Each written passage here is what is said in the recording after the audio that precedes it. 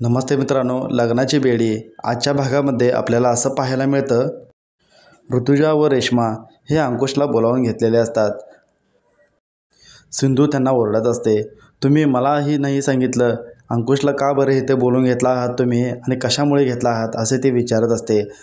ऋतुजा म्हणू लागते, तू तरी काय सांगणार नाहीस सावीचे बाप कोण आहेत म्हणून. आता ह्याला तरी आम्ही विचारतो, त्यासाठी आम्ही इथं बोलावलं आहे. सिंधू म्हणते, असले काहीही काम तुम्ही करायचं नाही आणि आमच्यामध्ये यायचं नाही. सिंधूचे बाप आणि आमच्याबद्दल काहीही माहिती काढून घ्यायचं नाही. मी तुमच्या घरची कोणीही नाही आणि आता इथून पुढे तुम्ही तसे काय केले तर गाठ माझ्याशी आहे, लक्षात ठेवा. तसे ती म्हणते व घराबाहेर जाते. अंकुश तिच्या मागून येतो व विचारू लागतो, काय झालं? सिंधू म्हणते, ते पाहिलेत ना कसे करत होते. अंकुश म्हणतो, त्यांचं सोड, तुला काय झालं आहे? तू बाहेर कुठे गेलतीस, तिथं काही झालं आहे का? सिंधू म्हणते, हो, मी आता राघवलाच भेटून येत आहे. अंकुश म्हणतो, बरं मग तिथे काय झालं का? सिंधू सांगू लागते, राघव विचारत होता की सिंधूचे बाप कोण आहेत म्हणून. आता कसे सांगायचं त्यासने? आता तू मला सांग, राघवला जर समजलं सावी त्याचीच मुलगी आहे म्हणून तर तो राहू शकेल का तिच्याशिवाय? तो तिला घेईल व त्यांच्या घरामध्ये ठेवेल, मग मी राहू शकेन का?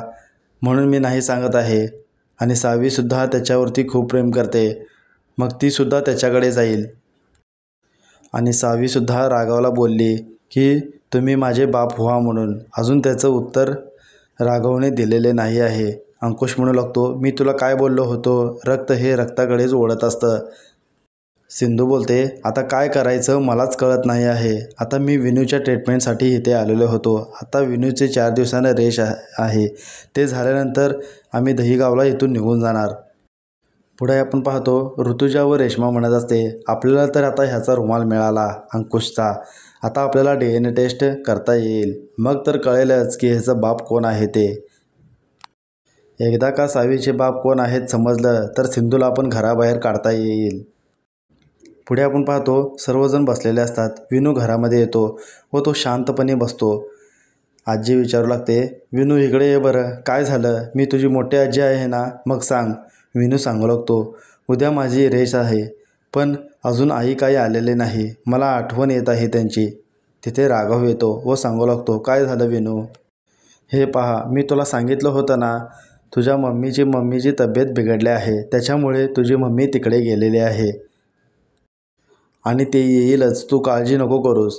विनू म्हणतो, हो ते तरी आहेच.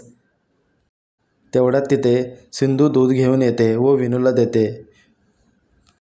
सिंधू विनूला सांगू लागते, हे पहा, तुझ्या बाबाला पण खूप कामं असतात ना, आपल्याला कसे तेव्हा वाचवले, तसे बाहेरसुद्धा आणखीन खूप लोक आहेत व त्यांना ते काम करावं लागतं, म्हणून ते कामाला जाऊ देत. विनू म्हणतो, हो बाबा, तुम्ही मग जाऊ शकता कामाला. पुढे आपण पाहतो, आजी राघवला बोलते, राघव, तो ऑफिसमधून थोडं वेळ काढून ये, आपल्याला विनूसाठी पूजा करायची आहे. राघव म्हणतो, ते का बरं आता? आजी म्हणते, त्याची उद्या रेस आहे ना, त्याच्याबद्दल आपल्याला एक पूजा घालू, म्हणजे चांगलं होईल. राघव म्हणतो, बरं ठीक आहे, मला वेळ मिळाला तर मी येईनच, आणि जर मी नाही आलो तर तुम्ही पूजा करून घ्या. राघवची आजी म्हणते, बरं ठीक आहे, पण तू यायचा प्रयत्न कर आणि नक्की ये. राघव म्हणतो, हो मी येईल. पुढे आपण पाहतो, आजी पूजा करत असते.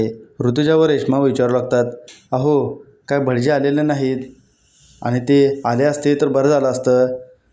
आजी म्हणते, नाही, मी रेकॉर्डिंग केलं आहे आणि त्यांनी पाठवलं आहे मला, आणि त्याच पद्धतीने मी पूजा करत आहे. तसे म्हणून ते पूजा करतात.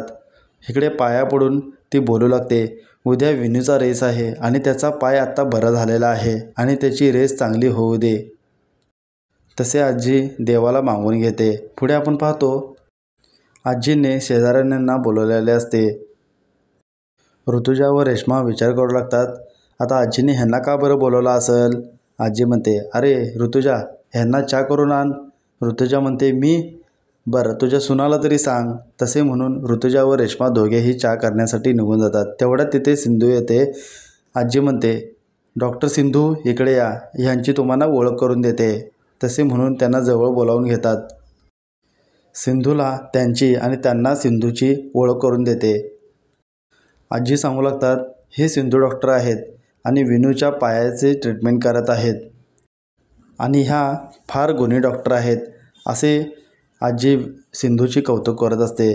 राजश्री ते सर्व पाहत असते व म्हणते, आज आजींना काय झालं आहे बरं आणि सिंधूच्या इतक्या तारीफ का करत आहेत? ह्यामागे काहीतरी असणार आहे नक्कीच असे त्यांना वाटू लागतं. इकडे आपण पाहतो ऋतुजा व रेश्मा चहा करण्यासाठी किचनमध्ये आलेले असतात व ते म्हणत असतात. रेश्मा बोलते, सिंधूची आजी इतकी तारीफ का करत आहे बरं? आज काय झाले आहे असणे? ऋतुजा सांगू लागते, आज DNA रिपोर्ट्स येणार आहेत ना, तर सर्व समजेल की सावीचा बाप कोण आहे ते. आणि जसं बकराला बळी देतात ना, त्याच्या आधी त्याला लाड करतात, तसेच चाललं आहे हे. आता सिंधूसुद्धा बकरी झालेली आहे. पुढे सिंधू बोलते, बरं ठीक आहे, मी पाणी घेऊन येते. तेवढ्यात ती निघालेली असते. इकडे ऋतुजा व रेश्मा बोलत असतात. आता DNA रिपोर्ट्स येतील व सावी आणि अंकुश हे कोण आहेत आपल्याला समजेल. सिंधू हे सर्व ऐकते व ती म्हणू लागते, ह्यांनी सावीची DNA टेस्ट केली आहे. आता जर सावीचे बाप राघव आहेत हे जर समजलं तर राघव मग सावीला ठेवून घेणार असे तिला भीती वाटू लागतं. पुढे आपण पाहतो कुरिअरवाला येतो व तो कुरिअर देऊन जातो. तेवढ्यात घरी राघवसुद्धा आलेला असतो. आजी म्हणते, तू बरोबर टायमिंगवर आला आहेस. तसे बोलून ते DNA रिपोर्ट्स त्याच्या हातामध्ये देते. राघव म्हणतो, आता हे काय आहे बरं? आजी म्हणते, तुझ्यासाठी सरप्राईज गिफ्ट आहे, हे घे. राघव ते उघडत असतो. तेवढ्यात सिंधू म्हणते, 1 मिनिट थांबा. तसे म्हणून तो देवघरात जाते व तिथून आरती घेऊन येते व म्हणू लागते, आपण पूजा केली होती विनूची, आता ही आरती घ्या. राघव एका हाताने आरती घेत असतो. सिंधू म्हणते, एका हाताने नाही घ्यायचं, दोन्ही हाताने घ्या. राघव ते रिपोर्ट्स टेबलवर ठेवतो. सिंधूसुद्धा आरती त्या टेबलवर ठेवते व ते रिपोर्ट्स जाळून टाकते. सर्व लोक त्या रिपोर्ट्सकडे आता पाहत असतात की हे सिंधूनी असं केले, रिपोर्ट जाळले. आता जे DNA टेस्ट रिपोर्ट्स होते आता ते तरी जाळले. सिंधूला भीती होती की DNA टेस्ट रिपोर्ट जर राघवने पाहिला असतं तर मग तिला समजलं असतं की सावी ही त्याचीच मुलगी आहे म्हणून. हे राघवला समजू नये, कधीच कळू नये म्हणून ती ते रिपोर्ट्स जाळते. आणि जर तसं झालं असतं तर ती सावी राघवकडे गेली असती, मग सिंधूचं काय होईल असे तिला प्रश्न पडलेला असतं, म्हणून ती रिपोर्ट्स ते जाळते. इथे आपला आजचा भाग संपतो. हा व्हिडिओ आवडला असेल तर लाईक करा, कमेंट्स करा, जमेल तितकं शेअर करा. धन्यवाद मित्रांनो.